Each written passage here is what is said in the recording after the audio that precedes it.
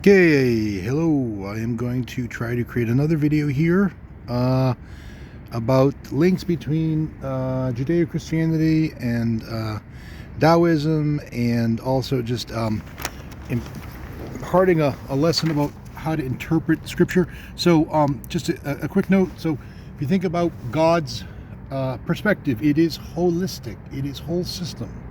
It is not partial. So if you're reading a particular chapter, particular verses in a particular book, that is not that does not exist in isolation from all of the other chapters and books and verses in the Bible. And God's perspective is the entire thing, all at once, all the time. And God's perspective is also multi-level. So, you know, if you think about the videos that I've been making, hopefully illuminate the fact that in nature there's kind of a utilitarian function to things, but then there's also the manner in which they're done, the way in which it is done is also informative, and there's a reason why they are done the way things are done. So I'm just gonna see if somebody wants to bother me. I guess he doesn't want to bother me and get on the video now, so he's gonna walk by. Okay, so I tried to hide and people show up because they're fucking retarded. They don't know when to give up. Okay, so anyway, holistic and multi-level. So what I'm going to do is I'm going to take the parable of the talents that Jesus tells.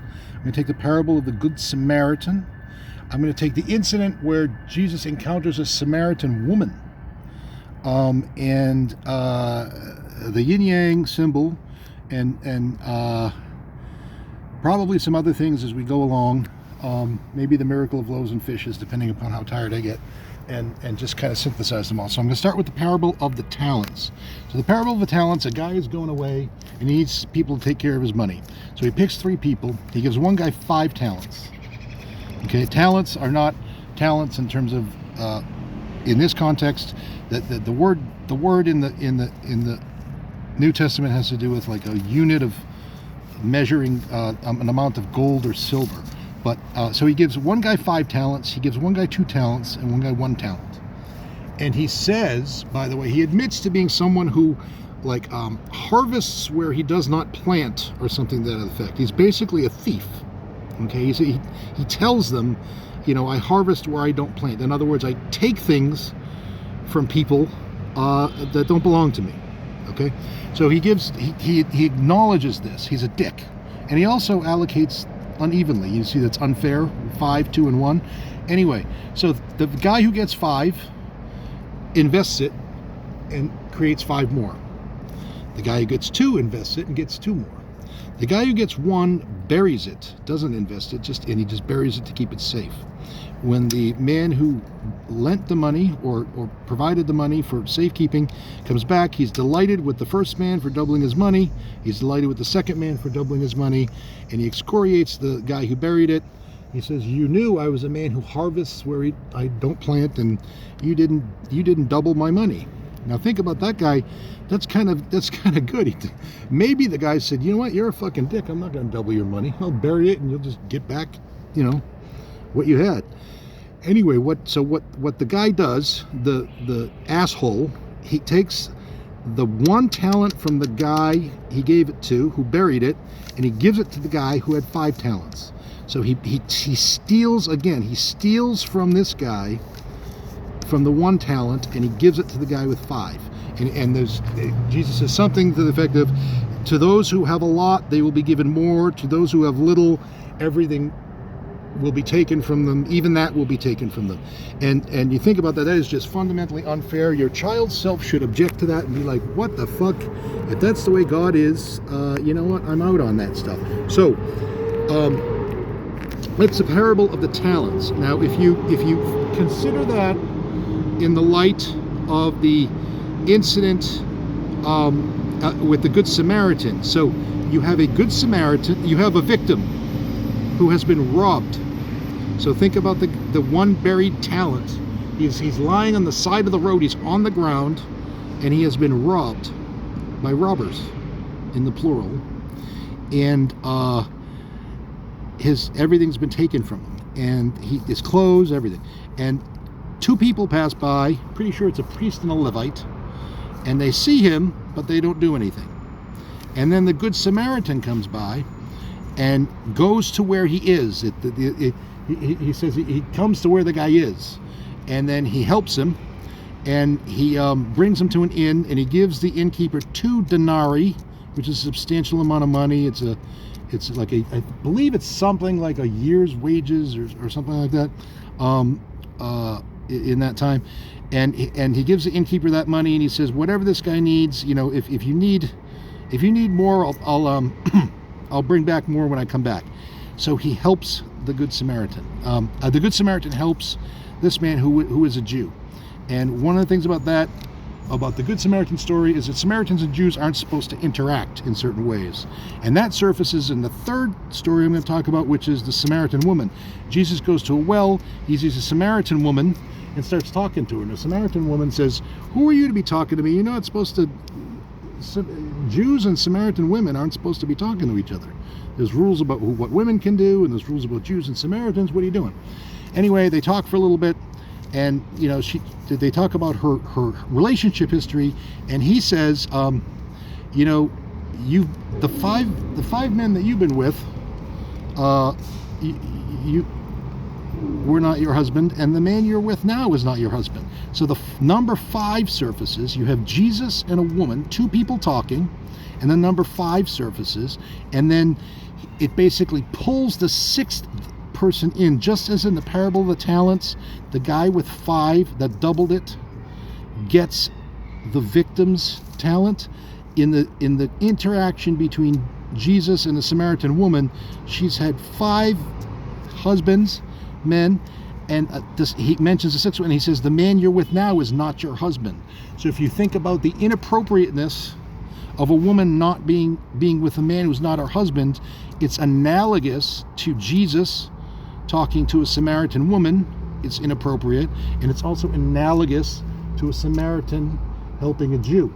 So it's socially inappropriate, violating social rules. And in the case of the Good Samaritan, it is for the express purpose of helping someone. In the case of the woman with 5 men and a 6th, it's love.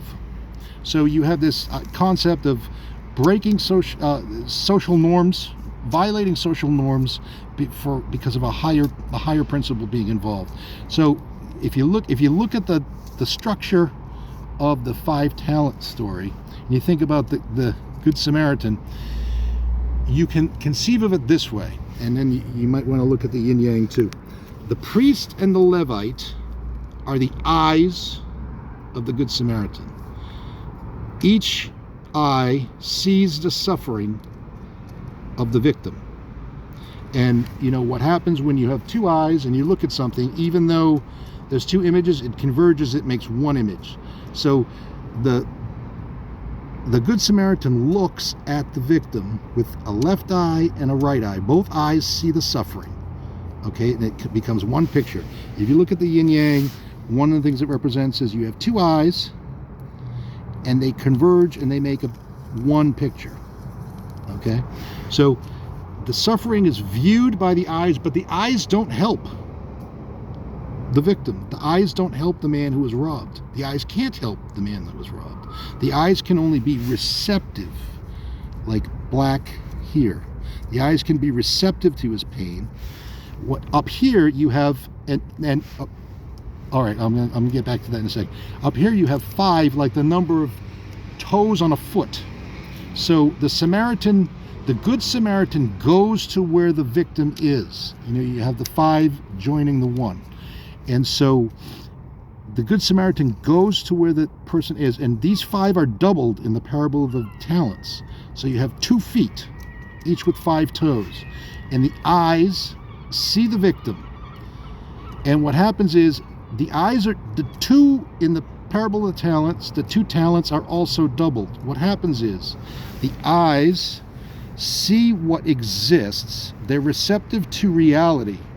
They're receptive to the pain of the victim of the robbers.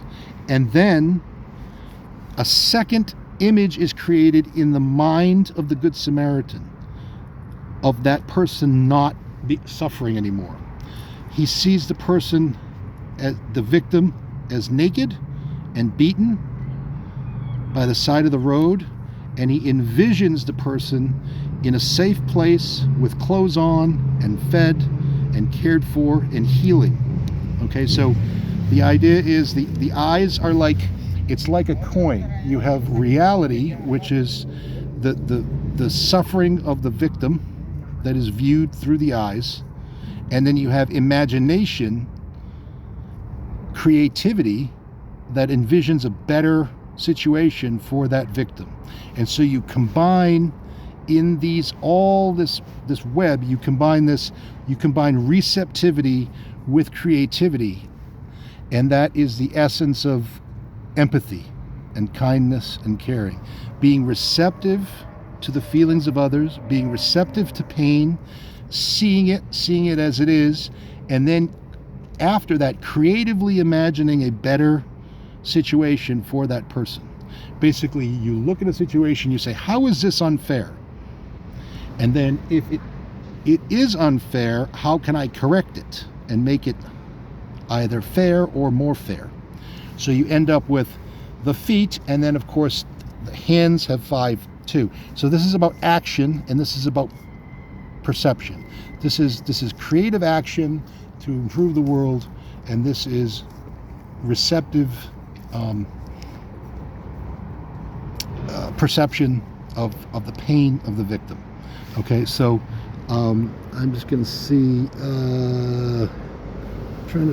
people are distracting me a little bit, so I can't even read my own writing.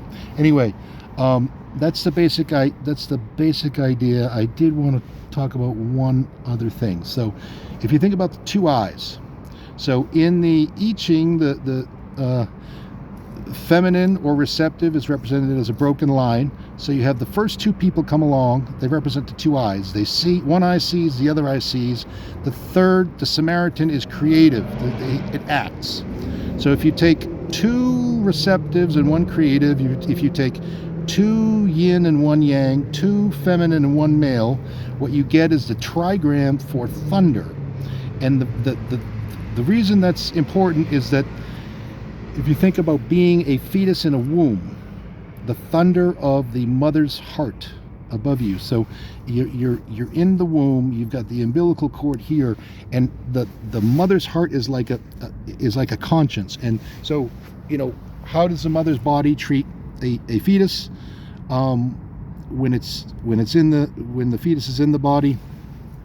That's a model for how to treat other people, like how to be maternal towards someone. So you have this, the thunder is when the 10 Commandments are provided to Moses and the Jewish people on the mountain, there's thunderclouds. It's the voice of God, the mother's heart. And so this idea that you have this receptivity first, open receptivity, not closing down and not seeing, not refusing to see other people suffering, but being open to it, and then imagining a better future for them. So the thunder is the mother's heart, which is the voice of God, and it also, you can imagine, it is the thunder of the heart of the victim that beats in sync with the person who's helping them. There's a connection between them, like an umbilical cord. And then another way to think about it is, you basically, there's another. Okay, so you have, I already talked about this. What is and what might be, but the trigram for water in the I Ching is yin, yang, yin, receptive, creative, receptive, feminine, masculine, feminine. So what happened in the parable of the Good Samaritan is pain was seen, creative action was envisioned, and creative action was envisioned and taken, and then this is the fun part. The third part is the Samaritan gets to perceive the improved state of the victim. So you see the before and after. Before things are bad, the Samaritan takes action, and then after, you have the Samaritan gets to, as Jesus says in the Sermon on the Mount, blessed are the merciful, for mercy will be shown to them. That is not about if you show mercy to someone else is going to show mercy to you. It's when you show mercy to someone, you get to look at that person and see the effect of that mercy. It's a very obvious principle of how being kind and compassionate works. If you're kind and compassionate towards someone, the reward is not in some future reward. It's not about going to heaven. It's not about someone else doing something nice for you. It's just you did something to help someone, and then you get to watch the effect that you made on that person. It's like being an artist and creating something beautiful, a sculpture, a painting, a song, a poem, a story, something beautiful. By perceiving that pain, and art works like that. You perceive pain, you act creatively, and then you get to receive the gift of seeing the change that you made in the world. And that is the I Ching trigram for water. This is it right here. This is what connects people. You know, human beings are mostly water, and the planet is mostly water. And that means that we should mostly be acting like this. It is artistic, it is creative, it is compassionate, it is empathic. And that's the idea embodied in these trigrams, and in the I Ching, in the Good Samaritan, in Jesus' encounter with the Samaritan woman, and in the 5, 2, and 1 pattern in the parable of the talents. Another thing I'll say is that the miracle of loaves and fishes is a miracle of multiplication. And a boy comes and he brings 5 barley loaves, like toes or fingers, and 2 small fishes, like eyes. You know, fishes have those eyes. And it's 1 lad. And it says, you know, Gospel of John, chapter 6, verse 9, there's a lad here with 5 barley loaves and 2 small fishes, but what are they among so many? And then Jesus uses that small amount of food to feed thousands. And the idea behind that is that this one act of kindness creates an after effect. One thing it does is it provides an example, and telling people about it, Jesus relating the story, and then at the end, Jesus says, go and do likewise. Jesus and elsewhere will say, like, I have set an example, follow it. And so providing an example of compassion, explaining what you did, and then sharing it particularly in a creative way. Like if you think about film, cinema, drama, music, all kinds of ways to express this type of thing, to share examples of beautiful things that have happened, to inspire other people to do it. The miracle of loaves and fishes, you are effectively feeding many more people based upon a very small act of kindness. You take this one beautiful thing that happened and you relate it, and you spread the word, and you do so in a creative, interesting way so that people remember it. And then now you fed thousands and thousands and thousands, just as Jesus's crucifixion saved many, many, many. It's the same basic principle. So you have that there, and you know, like I can't read. It's another. Oh, I don't know. Oh yeah, blessed are the pure of heart, for they will see God. Basically, you know, if you are pure of heart, if you purely see, really feel the pain of others, you see the divine in them. And then when you act creatively, imagine the better situation for them and act creatively to bring about that situation, to bring about that change, then it's another way of seeing God. The delight, the healing, the joy, all of those things. You get to effectively see God. You know, the word namaste, you know, one meaning you might find if you look up the word namaste is the divine in me sees the divine in you. So you can see their face light up, and it is like seeing God. So that's the basic idea behind all of those various things.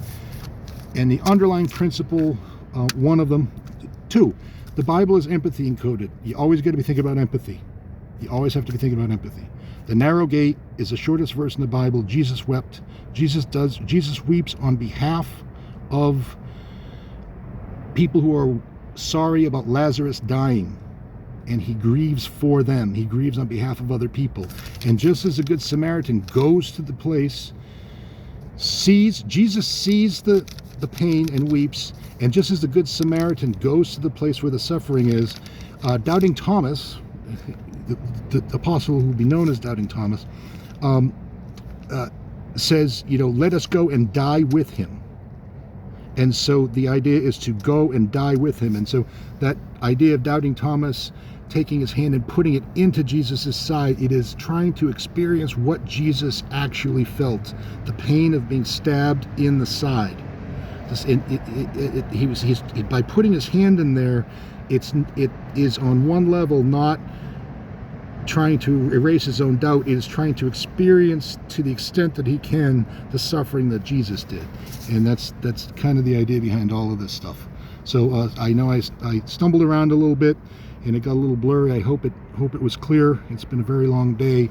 I have people continually trying to stop me from making these videos, continually trying to interrupt me, harass me, doing all kind of retarded, stupid fucking shit. So we're letting them do that so we can show what fucking baby retards they are. So anyway, that's my lesson for tonight.